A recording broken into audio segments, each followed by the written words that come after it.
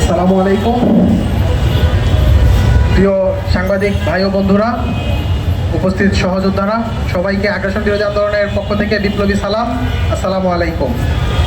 আপনারা জানেন 5ই আগস্ট পরবর্তী বাংলাদেশে আমরা ভেবেছিলাম বাংলাদেশে আমরা রয়ের প্রভাব মুক্ত একটা বাংলাদেশ প্রত্যাশা করেছিলাম।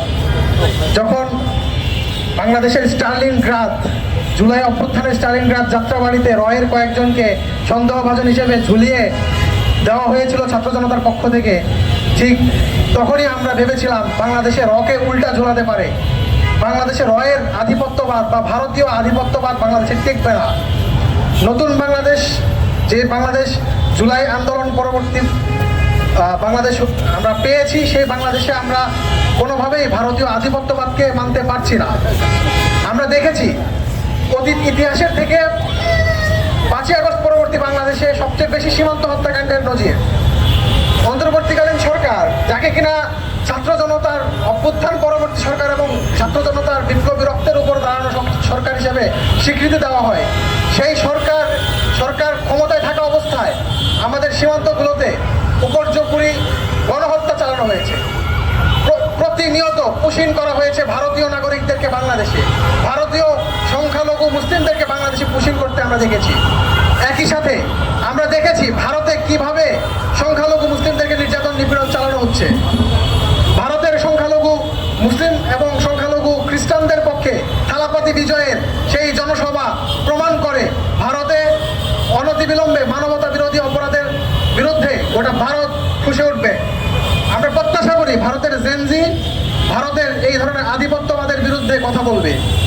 বাংলাদেশের জেনজি 5ই আগস্ট ভারতের আধিপত্যবাদকে লাল কার্ড দেখিয়েছে। নতুন করে ভারতীয় কোনো আধিপত্যবাদকে বাংলাদেশে মানা হবে না। আমরা দেখেছি ভারতের নাগরিক ডক্টর জাকির নায়েক, যাকে ইতিপূর্বেই তারা দেশ থেকে বাধ্য করেছিলেন এবং তার নামে প্রাণহানির বিভিন্ন প্রকার হুমকি ধামকি ভারত দিয়ে আসছে, এবং কিছুদিন পূর্বে বাংলাদেশকে আনুষ্ঠানিকভাবে তারা বাংলাদেশে জাকির নায়েক পা রাখা মাত্রই ভারতে তাকে পৌঁছে দেওয়ার দাবি জানাচ্ছে।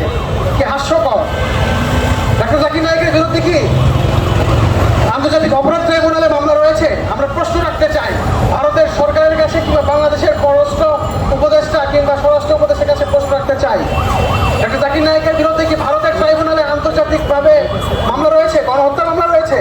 নাই। কিন্তু বাংলাদেশের ইতিহাসের সর্বনিকৃষ্টতম খুনি স্বৈরাচারী শেখ হাসিনার নামে বাংলাদেশের ট্রাইব্যুনালে আগামী কিছুদিনের মধ্যে হয়তো ফাঁসির আদেশ আমরা শুনতে যাচ্ছি। এইরকম একজন দণ্ডিত ব্যক্তি, যিনি প্রায় দণ্ডিত হচ্ছেন, এমন একজন ব্যক্তিকে ভারত আজ পর্যন্ত প্রায় 17-18 মাসেও বাংলাদেশের ট্রাইব্যুনালে তারা পৌঁছে দিল না। উপরন্তু বাংলাদেশ থেকে আমরা যতটুকু সংবাদে দেখেছি, ভারতীয় বিমান বাহিনীর সহায়তায় শেখ হাসিনাকে ভারতে আশ্রয় দেওয়া হয়েছিল। মোদি আলাদাভাবে শেখ হাসিনার নিরাপত্তার কথা চিন্তা করে বাংলাদেশের হেলিকপ্টারের পিছনে, তাকে যে হেলিকপ্টার বা বিমান বাংলাদেশ থেকে ভারতে পৌঁছে দিয়েছিল, তার পিছনে মোদির স্পেশাল ফোর্স ছিল। তাহলে ভারত কোন দুঃখে বাংলাদেশে জাকির নায়েকের মতো একজন নিরপরাধ ব্যক্তিকে তাদের হাতে পৌঁছে দিতে বলে, যখন তারাই বাংলাদেশের একজন খুনি মাফিয়া, বাংলাদেশের ভোট ডাকাত শেখ হাসিনাকে যতক্ষণ পর্যন্ত তারা আমাদের হাতে দিচ্ছে না।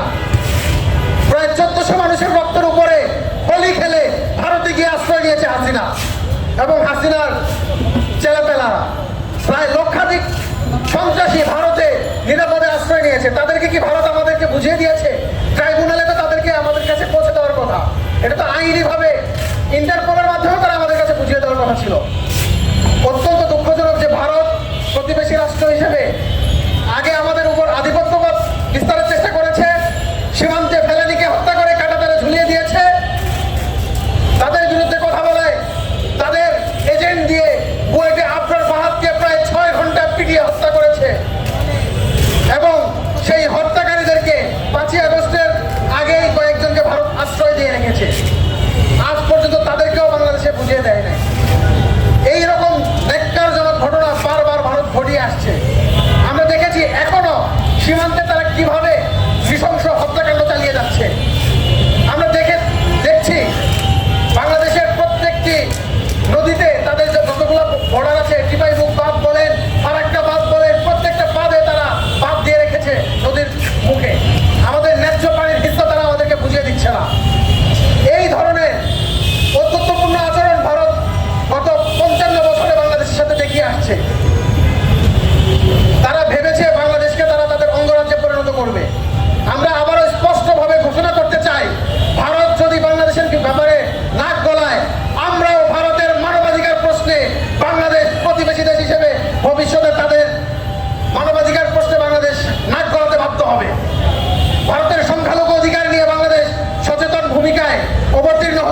হবে।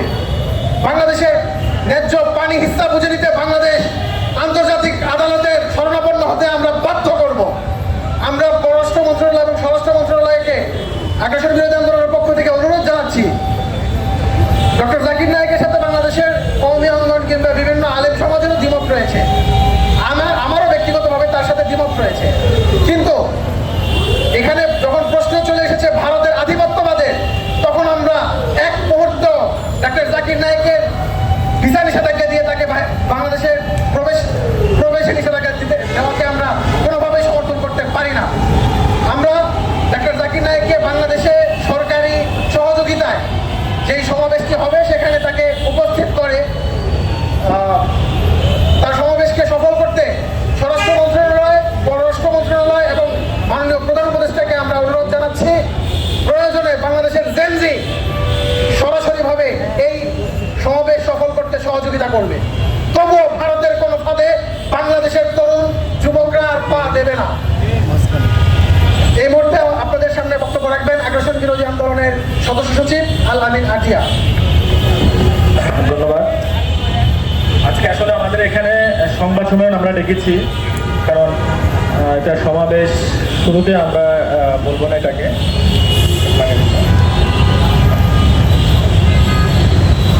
আমরা যারা 90 দশকের আছি, 80 দশকে আছি, অথবা তার পরবর্তী সময়ে জেনজি বলে সেই জেনারেশনে আছি, এমন কোনো মানুষ নাই যারা ডক্টর জাকির নায়েকের লেকচার শোনেন নাই। এক সময় পিস টিভি বাংলা বা ইসলামিক টিভি, এই দুইটা টেলিভিশন খুললে ডক্টর জাকির নায়েকের সেই রেফারেন্স কোরআনের এবং সহিহ হাদিসের বক্তব্যগুলো আমাদের চোখে ভেসে ওঠে। আপনারা যারা এখানে মিডিয়ার ভাইয়েরা আছেন, আমরা যারা আছি, সাধারণ মানুষ যারা আছে, প্রত্যেকটা স্তরের মানুষ জানে যে ডক্টর জাকির নায়েক একজন কম্পারেটিভ রিলিজিয়নের স্কলার, ইসলামিক। তার সামনে অন্য ধর্মের কোনো মানুষ টিকতে পারতো না, কোনো পণ্ডিত টিকতে পারতো না। ভারত যখন দেখলো তার হিন্দুত্ববাদকে ধরে রাখা খুবই মুশকিল হয়ে যাচ্ছে এই একজন ডক্টর জাকির নায়েকের সামনে, যিনি কোরআনকে অক্ষরে অক্ষরে বিশ্লেষণ করে মানুষের সামনে দিচ্ছেন, আর মানুষ লাখে লাখে মুসলমান হচ্ছে, লাইন ধরে মুসলমান হচ্ছে, তখন তার নাগরিকত্ব কেড়ে নিয়ে যায় এই কট্টর হিন্দুত্ববাদ সরকার, মোদী সরকার।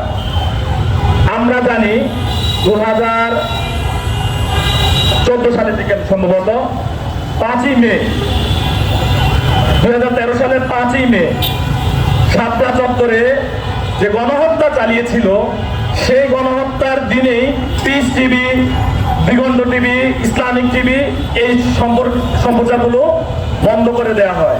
এগুলোর অপরাধ কি ছিল? এগুলোর অপরাধ কি ছিল? আসলে আওয়ামী লীগের ইয়ারা বলতে পারে নাই, মন্ত্রীরা বলতে পারে নাই তৎকালীন সময়। এগুলো স্পষ্টত ছিল ভারতের সরাসরি ইন্ধন। ভারত স্পষ্টভাবে বলেছিল যে বাংলাদেশে ডক্টর জাকির নায়েকের কোনো সম্প্রচার চলবে না। দুঃখ লাগে, বর্তমান যে ইন্টারিম সরকার, এটা এসেছিল 2024 সালের জুলাই আন্দোলনের মাধ্যমে, কোনো ভোটাভুটিতে আসে নাই। ডক্টর ইউনূস কোনো অবস্থায় ভোটাভুটিতে আসে নাই, জনগণের সমর্থন নাই, সরাসরি ডক্টর ইউনূসের জনগণের ভোটিং সমর্থন নেই। বিপ্লবের অভ্যুত্থানের সমর্থন আছে তার প্রতি, একেবারে ঢালাওভাবে বিপ্লব তাকে সমর্থন দিয়ে তাকে ক্ষমতায় বসিয়েছে। আমাদের বিপ্লবের স্লোগান ছিল দিল্লি না ঢাকা, ঢাকা ঢাকা। এখানে আপনারা যারা মিডিয়ার ভাই ছিলেন গত জুলাই আন্দোলনে, তারা সবাই এই স্লোগানগুলো শুনেছিলেন। এগুলা নিয়ে বিভিন্ন গান, সাংস্কৃতিক অঙ্গনের ধর্মীয় গোষ্ঠীরাও দিল্লি না ঢাকা নিয়ে স্লোগান তৈরি করেছিল। তার মানে আমাদের শুধু হাসিনার বিরুদ্ধে যে লড়াই হয়েছে তেমনটা নয়, আমরা একটা বড় জায়ান্ট দেশের বিরুদ্ধে লড়াই করেছি, যার কর্মচারীকে আমরা হেলিকপ্টার দিয়ে বিদায় করেছি। দিল্লির কর্মচারী হাসিনাকে আমরা বিদায় করেছি। আমরা শুকর গুজে দিয়েছি যে না, দিল্লি আর আমাদের উপর আগ্রাসন চালাবে না। ইন্টিরিম আসাতে আমরা নিঃশ্বাস ফেলেছি যে বাংলাদেশ লাল সবুজের পতাকাতে বাংলাদেশ নিজের স্বকীয়তা দাঁড়াবে, নিজের পরিচয় দাঁড়াবে, নিজের আত্মমর্যাদা নিয়ে দাঁড়াবে। কিন্তু আমরা দেখি কয়েকদিন আগে, গত 2 দিন আগে গতকালকে রাতে স্বরাষ্ট্র মন্ত্রণালয় থেকে বিজ্ঞপ্তি জানালো যে ডক্টর জাকির নায়েককে আপাতত আনা সম্ভব না। বেশ ভালো খবর, তাকে আনা সম্ভব না। কেন না? নিরাপত্তার সমস্যা। আচ্ছা ভাই, আমাদের দেশে ক্রিকেট খেলা হচ্ছে, বিদেশিরা আসতেছে, নিরাপত্তা নিয়ে কোনো সমস্যা? কোনো সমস্যা না। বিদেশ থেকে শিল্পী গোষ্ঠী আসতেছে, হানিয়া আমির আসতেছে, তারপর আরো পাকিস্তানি কয়েকজন বিপ্লব পরবর্তী সময় শিল্পী আসলো, কোনো নিরাপত্তা নিয়ে প্রশ্ন উঠে নাই। তখন কিন্তু দেশে একটা কথা হয়েছিল যে মব কালচার চলতেছে। মবের সময় শিল্পীরা যখন আসে কোনো সমস্যা হয় না, আমার ডাক্তার জাকির নায়েক আসবে তখন কেন সমস্যা? তখন সমস্যা যদি নিরাপত্তা নিয়ে হয়, এই নভেম্বরে তাকে আসা না আসা নিয়ে, তাহলে আমি বলবো নভেম্বরে যদি তাহলে নিরাপত্তা যদি সমস্যা হয়, তাহলে তারেক রহমান কিভাবে বাংলাদেশে আসবে? এই প্রশ্নকে আমরা তুলতে পারি না। তখন বাংলাদেশের আইন শৃঙ্খলাকে যদি স্বরাষ্ট্র মন্ত্রণালয়ের মতো একটা শক্তিশালী মন্ত্রণালয় প্রশ্নবিদ্ধ করে, তাহলে বলবো বাংলাদেশের তারেক রহমান আসা এখনো উপযোগী মাঠ তৈরি করতে পারেন ইন্টারি। আর যদি বলে যে না, তারেক রহমান আসার মতো মাঠ তৈরি হয়েছে, ডাক্তার জাকির নায়েক আসার মতো মাঠ তৈরি হয় নাই, তাহলে বলবো দিল্লির এখনো পকেটে আছে ইন্টারি। তাহলে আন্দোলন আমাদের বেহাত হয়ে গেছে, জুলাই আমাদের বেহাত হয়ে গেছে। জুলাই আমাদের গাদ্দাররা জুলাইকে ইন্ডিয়ার কাছে, দিল্লির কাছে বিক্রি করে দিয়েছে। এখন প্রশ্ন আসবে, তারেক রহমান বাংলাদেশের নাগরিক, তারেক রহমান বাংলাদেশের নাগরিক, ডাক্তার জাকির নায়েক বাঙালি নাগরিক না। আমরা মানে প্রয়োজনে ডাক্তার জাকির নায়েককে আমরা নাগরিকত্ব দিব। 1977 সালে স্যার অধ্যাপক গোলাম আজম স্যারকে আমরা নাগরিকত্ব দিয়েছি আদালতের মাধ্যমে। এটা সম্মাননা দিতে কোনো সমস্যা নাই। যে লোককে বাংলাদেশে গণভোট চাচ্ছেন, আমি বলবো ডাক্তার জাকির নায়েককে নিয়ে আপনি আজকে গণভোট দেন। যদি 80% ভোট ডাক্তার জাকির নায়েকের পক্ষে যদি না পড়ে, আমি আলামিন আটিয়া বাংলাদেশে আমরা আর কখনোই রাজনীতি করবো না, কখনোই রাজপথে আমরা দাঁড়াবো না। ডাক্তার জাকির আজকে খালেদা জিয়া আজকে বলেন জামায়াত ইসলামের সমাবেশ থাকেন, আরেক পাশে যদি ডাক্তার জাকির নায়েকের সমাবেশ দেখেন, আমি চ্যালেঞ্জ করে বলবো সকল রাজনৈতিক দলের যা হবে তার থেকে বেশি হবে ডাক্তার জাকির নায়েকে। তাহলে ডাক্তার জাকির নায়েককে আনতেছেন না কেন? নাগরিকত্ব দিয়ে দেন। কবি নজরুল, কাজী নজরুল ইসলামকে নাগরিকত্ব দেন নাই? স্বাধীনতার পরবর্তী লং টার্ম পরে তো এনে দিয়েছেন তো ভাই। একটা নাগরিককে যারা ভালোবাসে, আপামর জনতা, তাকে নাগরিকত্ব দিয়ে দেন। দিবেন না, বুঝলাম। তো আমাদের এই ইন্টারিম সরকার হাসিনার ন্যায় এখনো ভারতের পকেটেই আছে। আমাদের এটা নিশ্চিত করতে হবে। আমাদের লড়াইটা যেহেতু হয়েছে ভারতীয় আধিপত্যবাদের বিরুদ্ধে, দুদিন পরে ফেব্রুয়ারিতে নির্বাচন। আপনারা আগে মিডিয়ার ভাইয়েরা আমাদেরকে নিশ্চিত করেন, সরকারকে প্রশ্ন করেন, আগামী নির্বাচন কি হাসিনা যে নির্বাচনগুলো করেছে ভারতীয় আধিপত্যের মধ্যে বসে, ভারতীয় গোলাম চাটুকারিতার মধ্যে বসে তাদের কথাগুলো বাস্তবায়ন করেছে, বিনা ভোটের নাগরিকের অধিকার হরণ করেছে? তাহলে তো আমাদের প্রশ্ন আসতেই পারে, আগামী নির্বাচন ও গত নির্বাচনগুলোর মতো ভারতীয় প্রেসক্রিপশনে হচ্ছে? কোন সন্দেহ আছে? এস আলমের 50টি আসনেরও বেশি আসন দেওয়া হয়েছে শুধু এক বিএনপির নমিনেশনে, মনোনয়নের তালিকায়। আপনারা খোঁজ করে দেখেন, একজন একজন করে আমরা তালিকা ধরাই দিব। শুধু এস আলম গ্রুপে, যে এস আলম গ্রুপ দিল্লিতে গিয়ে হাসিনাকে কয়েকশো কোটি টাকা ডোনেশন করে এসেছে। তাহলে তো আমরা বলবো ইন্টারিম সরকার বর্তমানে এখনো ভারতের পকেটে আছে। আগামী নির্বাচন যদি ভারতের মধ্যেই হয়, তাহলে আমাদের জুলাই আন্দোলনে যারা আমরা আন্দোলন করেছি, জুলাই সনদ এখনো বাস্তবায়ন হয় নাই, জুলাই অধ্যাদেশ জারি হয় নাই, তাহলে আমরা কিভাবে এই আগামী নির্বাচন দিব? আমরা সরাসরি বলবো, যদি রাজনৈতিক দল ইন্টারিম গভর্নমেন্টের মধ্যে কোন গাদ্দার, কোন চোর, দেশদ্রোহী উপদেষ্টা, বিদেশি নাগরিকত্বর সেই ছায়ায় যদি আগামী নির্বাচন করার চিন্তা ভাবনা করেন, তাহলে বলবো এখানে যারা আছি আমরা ছাত্র সমাজকে নিয়ে আরো 100 লাশ করবে, তারপরেও আমরা আগামী নির্বাচন প্রতিহত করব। যদি ভারতীয় আধিপত্যের মাধ্যমে, যদি ভারতীয় প্রেসক্রিপশনে যদি আপনারা নির্বাচন করতে চান, আমাদের নির্বাচনের সাথে ডাক্তার জাকির নায়েকের সম্পর্ক আপাতত দৃষ্টিতে নাই। কিন্তু আমি আবার ক্লিয়ার করে দিচ্ছি, যদি ডাক্তার জাকির নায়েককে ভারতীয় প্রেসক্রিপশনে আসতে না দেওয়া হয়, তাহলে ভারতীয় প্রেসক্রিপশনে নির্বাচনটা হচ্ছে, নির্বাচনটা ভারতীয় প্রেসক্রিপশন হলে জুলাই আন্দোলনকারীদের কোনো নিরাপত্তা হবে না। আমরা আমাদের সংবাদ সম্মেলনের সর্বশেষ পর্যায়ে আছি। আমরা আপনাদের মাধ্যমে কর্মসূচি ঘোষণা করছি, আগামী শুক্রবার বাইতুল মোকাররমের দক্ষিণ গেটে, বাইতুল মোকাররমের উত্তর গেটে আমরা জুমার নামাজের পর ডাক্তার জাকির নায়েকের এই যে আসার ব্যাপারে নিষেধাজ্ঞা, সেই নিষেধাজ্ঞা বাতিলের জন্য সেখানে সমাবেশ করব।